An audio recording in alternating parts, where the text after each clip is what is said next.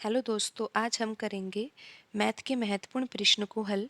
Question में दिया है कि 20%, 10% तथा 10% की 3 क्रमिक छूट देने के बाद एक कपड़े धोने की मशीन 6,480 रुपये में बेची गई।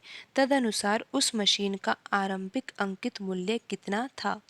तो यहाँ पर प्रश्न में 3 लगातार छूट दी हुई है और कितनी-कितनी दे रखी है। पहली छूट 20%, उसके बाद है 10% और लास्ट की छूट कितनी है? 10% है।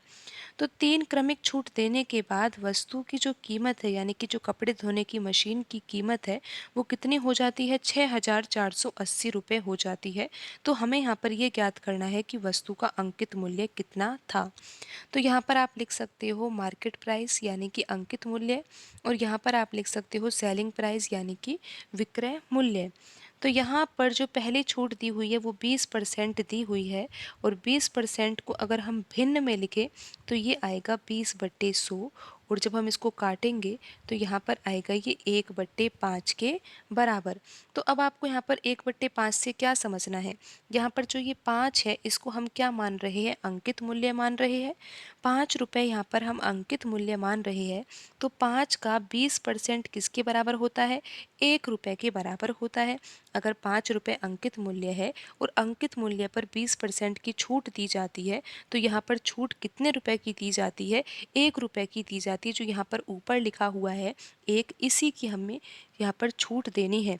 तो यहाँ पर 5 रुपये अंकित मूल्य है, 1 रुपये की छूट देनी है, तो वस्तु को कितने रुपए में बेचा गया है? 4 रुपये में बेचा गया है। और यहाँ पर जो दूसरी छूट है वो कितनी है? 10% है। तो 10% को लिखा जा सकता है 10/100, और यहाँ पर हल करेंगे तो ये आ जाएगा 1/10 के बराबर। तो यहाँ पर भी अब आपको ऐसे ही समझना है कि 10 रुपये अगर अंकित मूल्य है और अंकित मूल्य पर 1 रुपये की छूट दी जाती है, तो वस्तु को 9 रुपये में बेचा जाता है। और यहाँ पर तीसरी छूट भी क्या दी हुई है? 10% दी हुई है, तो हम उसको भी इसी प्रकार से लिख लेते हैं। तो आइए अब हम इसको हल करेंगे। आप यहाँ पर संख्याओं को काट भी सकते हो, लेकिन कौन कौन सी संख्याओं को किस किस संख्या से काटा जा सकता है? यहाँ पर 5, 10 और ये 10 लिखा हुआ है, इन तीनों संख्याओं को काटा जा सकता है, लेकिन किन संख्याओं के द्वारा? यहाँ पर जो सेलिंग प्राइस में संख्याएं लिखी हुई है 4, 9, 9, इन संख्याओं के द्वारा काटा जा सकता है। लेकिन आप यहाँ पर देख सकते हो कि कट क्या रहा है? केवल यहाँ पर 4 से यहाँ पर ये 10 काटा जा सकता है। 4 कटेगा 2 के पहाड़े से यहाँ पर 2 बार, और यहाँ पर 10 कटेगा 5 बार। फिर यहाँ से 2 भी कट जाएगा और यहाँ पर आ जाएगा 5। और अब आपको क्या करना है? यहाँ पर इन तीनों संख्याओं का गुणा करना है। तो यहाँ पर आ जाएगा 125। 5 का गुणा 5 से 25, 25 का गुणा 5 से 125, और यहाँ पर ये 1 है, और यहाँ पर 9 का गुणा 9 से होगा तो क्या आ जाएगा? 81 आ जाएगा। तो यहाँ पर जो ये 125 आया है ना, ये क्या है? अंकित मूल्य है।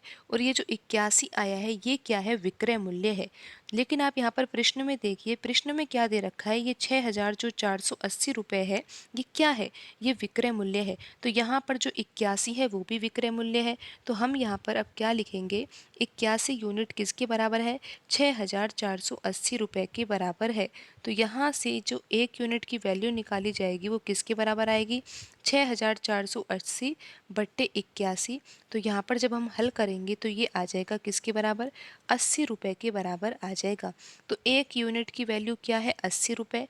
और हमें प्रश्न में ज्ञात करना है अंकित मूल्य। अंकित मूल्य है 125 यूनिट। यहाँ पर अगर विक्रय मूल्य 81 यूनिट है, तो यहाँ पर अंकित मूल्य कितना है? 125 यूनिट है। अगर 1 यूनिट की वैल्यू 80 रुपये आ ही गई है, तो अब हम 125 यूनिट की वैल्यू भी निकाल सकते हैं। आपको यहाँ पर ये पता है कि 1 यूनिट किसके बराबर आया है? 80 रुपये के बराबर आया है। प्रश्न में ज्ञात करना है अंकित मूल्य, और अंकित मूल्य कितना आया था? 125 यूनिट आया था। तो 125 यूनिट की वैल्यू क्या होगी? 125 का गुणा हम 80 से करेंगे और ये आ जाएगा 10,000 के बराबर। तो यहाँ पर प्रश्न में पूछा गया था ना कि अंकित मूल्य कितना था, तो अंकित मूल्य था 10,000 रुपये। तो यहाँ पर ऑप्शन डी सही होगा। आज की वीडियो में इतना ही। मिलते हैं अगली वीडियो में। धन्यवाद।